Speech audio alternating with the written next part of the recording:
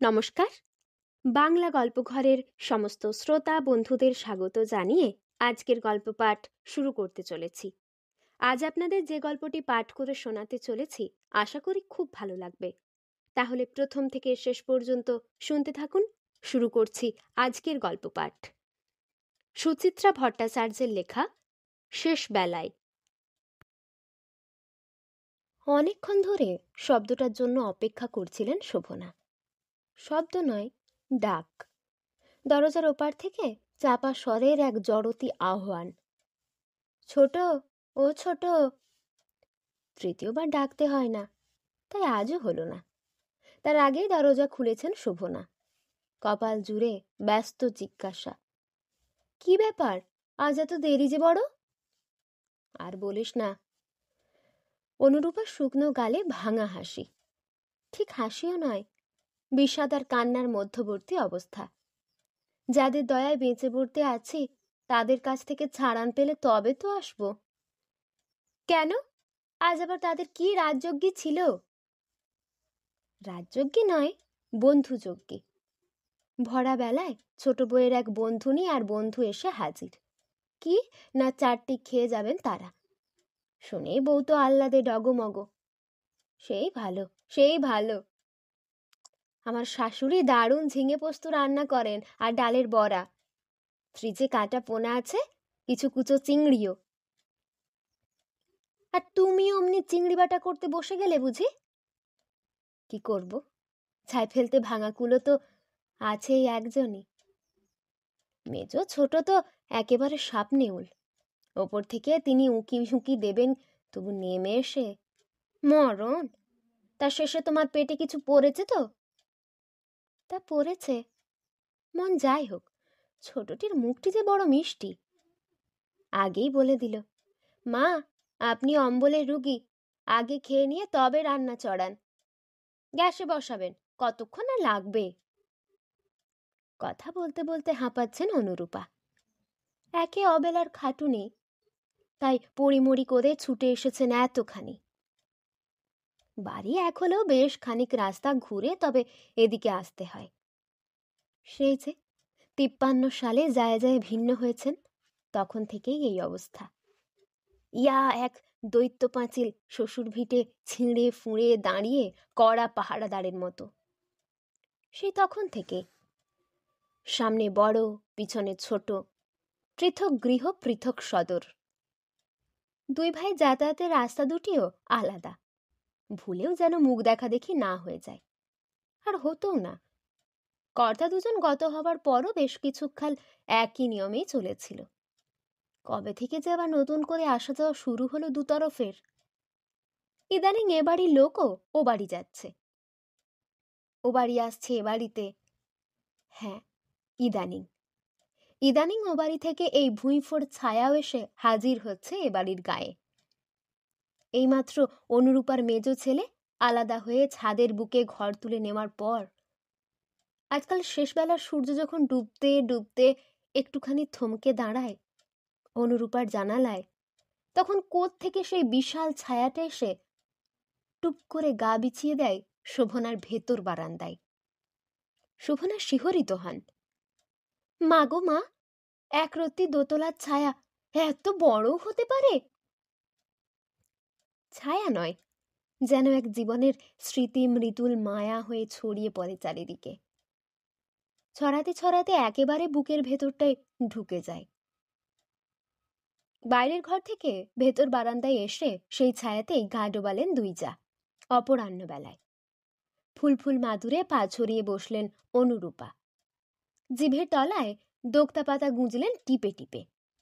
সেদিকে তাকিয়ে এতক্ষণ পর মিটিমিটি হাসছেন শোভনা। একটা সুখবর আছে গো দিদি। কি রে? ওটা একদিনে খুঁজে পেয়েছি, কাল রাত্রিরে। ও মা, সত্যি? অনুরূপা ঘুরে বসেছেন সঙ্গে সঙ্গে। তা কোত্থেকে পেলি? কোত্থেকে আবার, তোমার দেওরের আলমারিতেই ছিল। ঠোঁটের হাসি চোখে ছড়ালো শোভনার, মুখে দিগ্বিজয়ী ভাব। এক গাদা পুরনো সব দলিল দস্তাবেজ, তার নিচে স্টিলের বাক্স, তার পেছনে দুটো কাঠের খাঁজে। কি কাণ্ড! ও এখানে রেখেছিল ছেলেটা? হ্যাঁ, কে রেখেছিল বুঝি? কে আবার? তোমার ডায়েরি হয়তো লুকিয়ে রেখেছিল কোনো সময়। নকল অভিমানে চোখ কাঁপালো শোভনার। মনে নেই মাঝে মাঝে কেমন লুকিয়ে রাখতো, যেখানে সেখানে আমরা খুঁজে হন্যে হতাম। সত্যি ঠাকুরপোটা ভারী বিচ্ছু ছিল। অনুরূপার হাসিতেও কপট অনুযোগ। কি পেছনেই না লাগতো আমাদের। লাগা বলে লাগা, তুমি তো কেঁদেই ফেলতে। তা কাঁদবো না? সারাক্ষণ শুধু ফিকির খুঁজছে কিভাবে বৌদিকে রাগানো যায়, কিভাবে বৌদিকে রাগানো যায়। রাগ করো না দিদি, তুমিও কিন্তু বাপু একটু ছিঁচ কাঁদুনে ছিলে। শোভনা ঠোঁট টিপলেন। বড় ঠাকুর তোমাকে আদর দিয়ে দিয়ে? আহা, তোকে নিয়ে ঠাকুরপো যেন কম আহ্লাদ করতো। সব মনে আছে রে আমার। কথায় কথায় গোঁসা ঘরে দৌড় ডাঁটতিস, খাবি না দাবি না কথা বলবি না। ঠাকুরপোকে তখন কি খোসামতরাই না করতে হতো। পারলে আকাশ থেকে চাঁদ সূর্যই পেরে আনে। ভাবছিস সে কথা আমি ভুলে গেছি? না, ভুলে কেউই যায়নি। শোভনাও না, আর অনুরূপাও না। কিছু কিছু ছবি চিরকাল থেকে যায়, রং জ্বলে গেলেও। সেসব নেড়ে চেড়েই তো বেঁচে থাকা শেষ জীবনে। অনুরূপার থেকেও শোভনার স্মৃতি অনেক বেশি তীক্ষ্ণ। চোখ বুজলে গোটা জীবনটাই স্পষ্ট দেখতে পান এখনো। জীবন তো নয়, যেন এক রংদার নকশি কাঁথা। শুরু হয়েছিল একটা স্বপ্ন সুতোর ফোঁড় দিয়ে, তারপর কত সময় কত জন যে এসে রং বুনে দিয়ে গেল তাতে। মা বাবা ভাই বোন স্বামী, হলুদ সবুজ গোলাপি বেগুনি লাল, লতা পাতা ফুল ফল আর পাখিতে নীল জমিনের কাঁথা কখন যে রং নকশার বাহারি আলপনা। ব্যবহারে মলিন জীর্ণপ্রায়, তবু এখনো কি ওম। এত সুতো ছিঁড়ে যাবার পরও স্বামী গেলেন প্রায় ভাসুরের সঙ্গেই, হাত ধরাধরি করে। কথা না থাকলেও প্রাণপণে যে কত টান এখন বোঝা যায়। দাদা যাবার পর প্রায় অন্যমনস্ক হয়ে যেত ভাই। সাহস করে মন খুলতেন না। তা শোভনা টের পেতেন। একটা বয়সের পর অনেক কিছুই অনুভব করা যায়, তবে তখন আর সময় থাকে না। থাকলেও নিজের জেদের কাছে সহজে মাথা নোয়াতে চায় না কেউ। বাইরের ঘরের ঘড়িতে তখন টুং টুং শব্দে 3টে বাজছে। শোভনা সচকিত হলেন। বেলা গড়িয়ে এলো। আজ আর গুছিয়ে বসার সময় নেই। একটু পরেই ঠিকে ঝি আসবে, তারপর ভারী। নাতি নাতনিরা ফেরে তারও কিছু পরে, 4:30 নাগাদ। অফিস যাবার আগে বউ আজ পই পই করে বলে গেছে, ভারী যখন জল দেবে তখন একটু ভালো করে লক্ষ্য রাখবেন মা। জ্যাঠাইমার সঙ্গে যেমন গল্পে মশগুল থাকেন, ওদিকে ভারী 4 ভার দিয়ে 5 ভারের দাম নিয়ে যায়। শোভনা আমতা আমতা করছিলেন। 4 কেন দেবে, 5ই তো দিল, আমি দেখেছি। থামুন তো, আমার চৌবাচ্চার মাপ জানা আছে, তাকালে আমি বুঝতে পারি। এভাবেই চ্যাটাং চ্যাটাং কথা শুনিয়ে দেয় বউ সকলের সামনে। মান্তু শুনেও শোনেন না, শুনবেই বা কেন? বউ অন্ত প্রাণ এখন, মার দরকার ফুরিয়ে গেছে। ভাবতে ভাবতে একটু অন্যমনস্ক হয়েছেন শোভনা। অনুরূপা হাসছেন চোখ নাচিয়ে। কি ভাবতে বসলি রে উদাস চোখে, ঠাকুরপোর কথা? না গো দিদি। শোভনার গলা কাঁপল সামান্য। ফেলে রেখে যে চলেই গেল, তাকে বারবার মনে করে কি লাভ বলো? ঠিক বলেছিস। অনুরূপা নড়ে চড়ে বসলেন। যা চটপট ওটা নিয়ে আয় তো দেখি, যা, 2-3 দান খেলে নি। শোভনা ঢোক গিললেন। দেরি হয়েছে যখন আজ থাক না, কাল থেকে বরং। দূর, 2 দান খেলতে আর কতক্ষণ লাগবে? অনুরূপার স্বরে বালিকা আবেগ। খুঁজে যখন পাওয়া গেছে। শেষ পর্যন্ত দোনামোনা করে ঘরের দিকে এগোলেন শোভনা। ছায়াটা বেশ ঠান্ডা ঠান্ডা। অনুরূপা ছড়ানো পা দুটো গোটালেন আস্তে আস্তে। অমাবস্যা মনে হয় পড়ে গেল। মলজার ভেতর তার ধারালো কামড় টের পেতে শুরু করেছেন। আজকাল কোমর আর হাঁটু দুটো মাঝে মাঝে শরীর ছেড়ে বেরিয়ে যেতে চায়। ভাবখানা এমন, অনেকদিন তো খাটান দিলাম গো, এবার রেহাই দাও। বালাই শার্ট, এর মধ্যে রেহাই কিসের? এখনো কত দেখা বাকি রয়ে গেছে, কত শখ স্বপ্ন। কেদারবতী ঘোরা হলো না, গঙ্গাসাগরে ডুব হলো না। ঘরের এত কাছে, তবু পাতাল রেলে চড়াও হলো না একদিনও। তার থেকে বড় কথা, নাতির মুখও দেখা হয়নি। 3 ছেলের আগে 2 মেয়ে, দুজনেরই 2 4টি কন্যে। সেন্টুর বউ একটা মেয়েতে থেমে গেছে, আর রন্টুও তাই। আর ছোটটির তো বিয়ের 2 বছর পুড়ে গেল, এখনো পা ভারী হওয়ার নামগন্ধ নেই। বলে মনে হয় ওরই প্রথম ছেলে হবে। তাকে একবার কোলে না নিয়ে কোন সুখে পৃথিবী ছাড়েন অনুরূপা। তাছাড়া বড় নাতনি তো সব সময় বলছে, আমার বিয়ে অবধি তোমাকে কিন্তু থাকতে হবে দিদা, তার আগে কেটে পড়া চলবে না। আহারে মা, কেটে পড়তে কেউ যেন চায়। সেন্টুর বাবারই কি কম সাধ ছিল বেঁচে থাকার? অনুরূপার চোখ দুটো ক্ষণিকের জন্য দপদপ করে উঠল। সেন্টুর বাবার হার্টের অসুখের জন্য সেন্টুর বউটায় 100 ভাগ দায়ী। দুম করে তাদের ছেলেটিকে নিয়ে আলাদা হয়ে চলে গেলেন। রন্টু তখন সবে চাকরিতে ঢুকেছে, ছোটকু তখন বেকার। চিন্তা ভাবনায় অকালে মরে গেলেন মানুষটা। তবু তার কপাল ভালো, রন্টুর ভিন্ন হওয়াটা আর দেখে যেতে হয়নি। পৃথিবীর সব দুঃখ তাপ গায়ে মাখতে রয়ে গেছেন একা অনুরূপায়। মার বাবা মার, দেখি আরো কত দগ্ধে মরতে পারিস। আমি এখনো সর্বংসহা, সহজে কেউ তাড়াতে পারবি না। নিজের মনে বিড়বিড় করে উঠলেন অনুরূপা। আর তখনই ফিরলেন শোভনা কোনার ঘর থেকে। দেখো দিদি, বিদেশি জিনিস তো এখনো কেমন চকচকে আছে, কাঠের পালিশ একটু টসকেছে, এই যা, খুঁটিগুলো পর্যন্ত তেল তেল করছে। দেখি দেখি। গভীর আগ্রহে যেন কোনো মহামূল্য জিনিস ছুঁতে যাচ্ছেন, এভাবে হাত বাড়ালেন অনুরূপা। মহামূল্যই তো।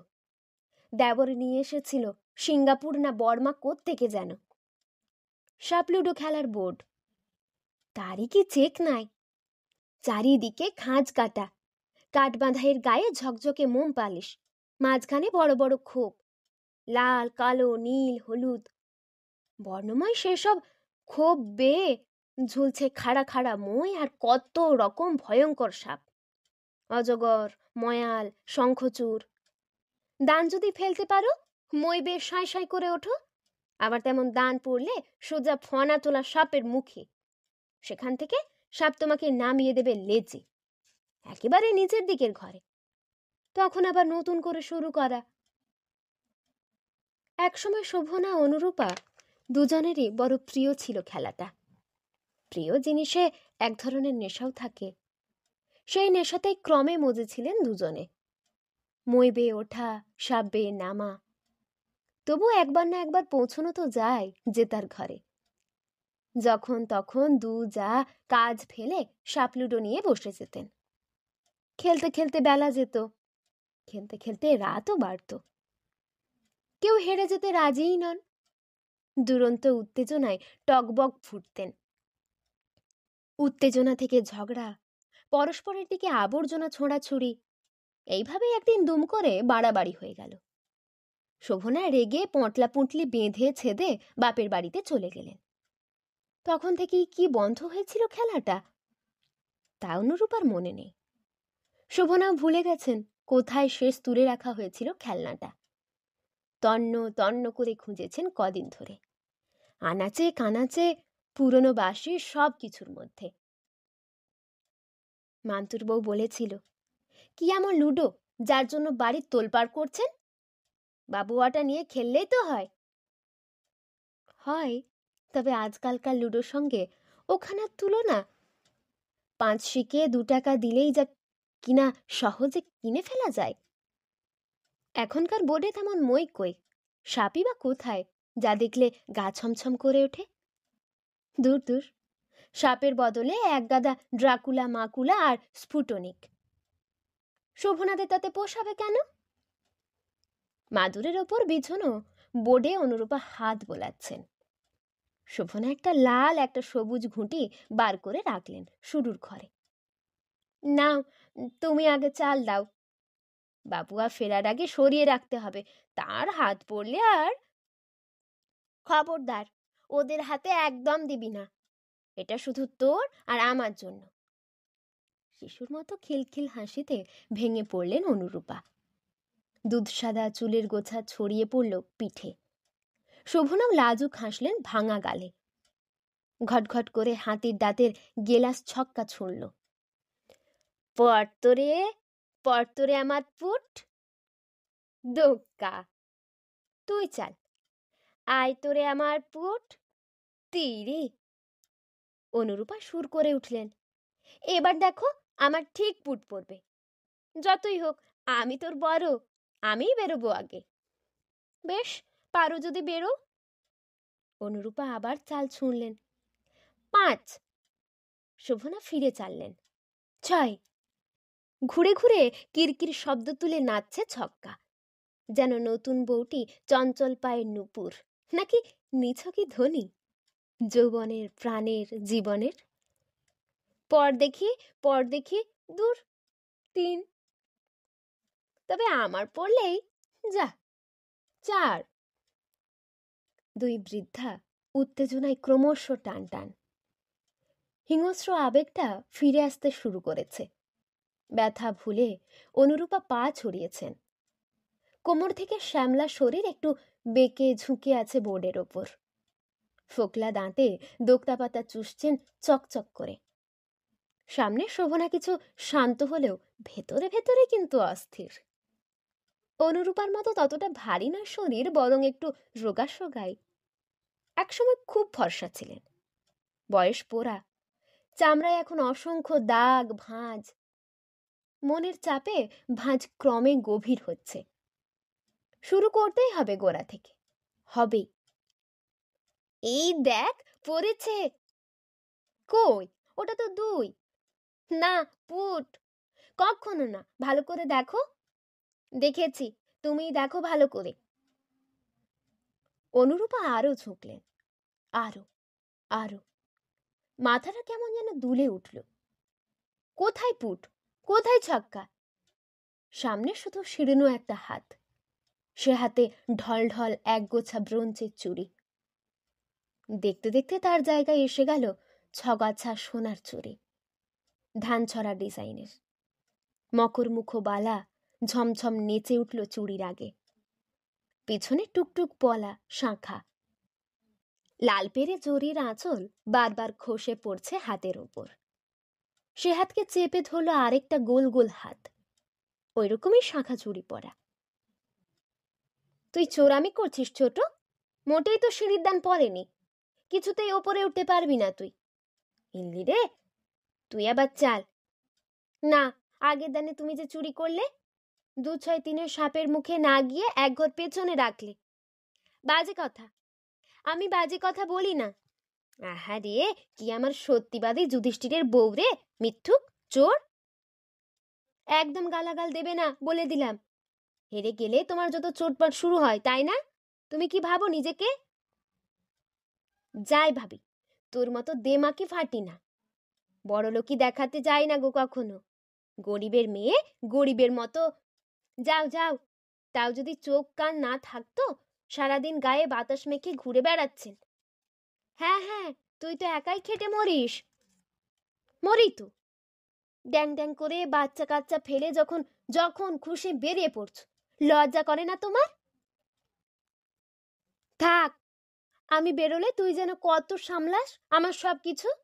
তাও যদি না জানতাম, নিজেদেরটি আগে সামলে বুঝে। নীচ নীচ, অত্যন্ত নীচ তুই। ইতরের মতো কথা বলো না দিদি। তুই তুই আমাকে ইতর বললি?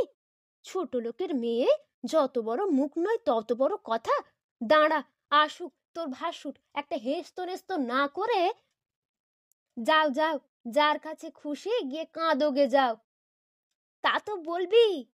ভাসুর শ্বশুরকে মান্যি করতে শিখেছিস কখনো?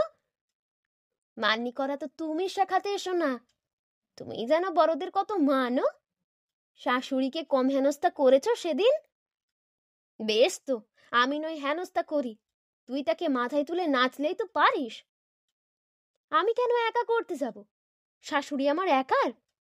না, একার তো শুধু ভাত একটি, হিংসুটি, চুগলিখোর। মা গো মা, কি ঝগড়াই না করতে পারতো শোভনা। কিছুতেই হার মানবে না। শেষ দিকে শাশুড়িকে পর্যন্ত ল্যাজে গোবরে করেছিল। অনুরূপা দুহাতে মুখ ঢাকলেন, জোর করে বিশ্রী ছবিগুলো সরিয়ে দিতে চান মন থেকে। আহা, আজ কেন এমন হচ্ছে? সে কি হারানো দিনের বোর্ডটার সামনে পড়ে থাকার জন্য? অনুরূপার চোখ ভিজে গেল, শরীর টিপ টিপ কাঁপছে। শোভনা তার কাঁধে হাত রাখলেন। কি হলো দিদি, শরীর খারাপ লাগছে? আমরা যেন কি কারণে আলাদা হয়েছিলাম রে ছোট। অনুরূপা মুখ থেকে হাত সরালেন না। শোভনা নির্বাক, বিশাল ছড়ানো ছায়াটা নিঃশব্দে গোটাতে শুরু করেছে নিজেকে। এইমাত্র বারান্দা পেরিয়ে উঠোনে নেমে গেল।